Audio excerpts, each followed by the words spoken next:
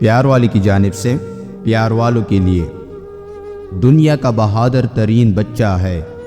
مصر پر فرانسی حملے کے دوران انتہائی سخت سیکیورٹی کے باوجود رات کی تاریکی میں فرانسی فوجی کیمپ میں گھس کر بندوقیں لے کر فرار ہونے کی کوشش میں فرانسی سپاہی کے ساتھ لڑنے میں یہ 12 سالہ بچہ عبدالستار آدم زخمی ہو کر گرفتار ہوئے۔ پھر جب فوجی عدالت میں پیشی ہوئی تو یہ سوال کیا گیا کہ فرانسی اسلحہ کیوں چرا رہا تھا؟ بچہ: کیونکہ یہ دشمن کا اسلحہ ہے۔ جج: تمہیں کس نے یکسایا تھا؟ بچہ: اللہ نے ہمت دی۔ جج: تمہیں معلوم ہے تمہاری سزا موت ہے؟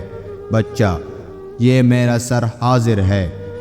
فرانسی جنرل ڈیزا نے بچے کی شجاعت کا مزید امتحان لیتے ہوئے پھانسی کا حکم سنایا تو بچہ خوفزدہ ہونے کی بجائے آسمان کی طرف دیکھتے ہوئے قرآن کی تلاوت شروع کی۔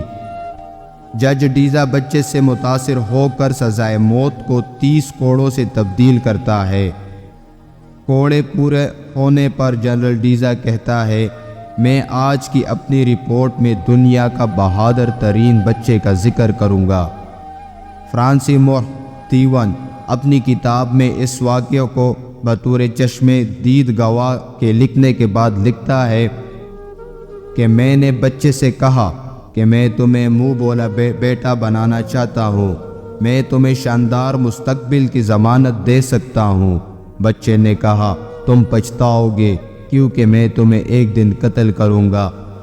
تم ہمارے دشمن ہو، یہ بازی حق کی بازی ہے، یہ بازی تم ہی ہارو گے۔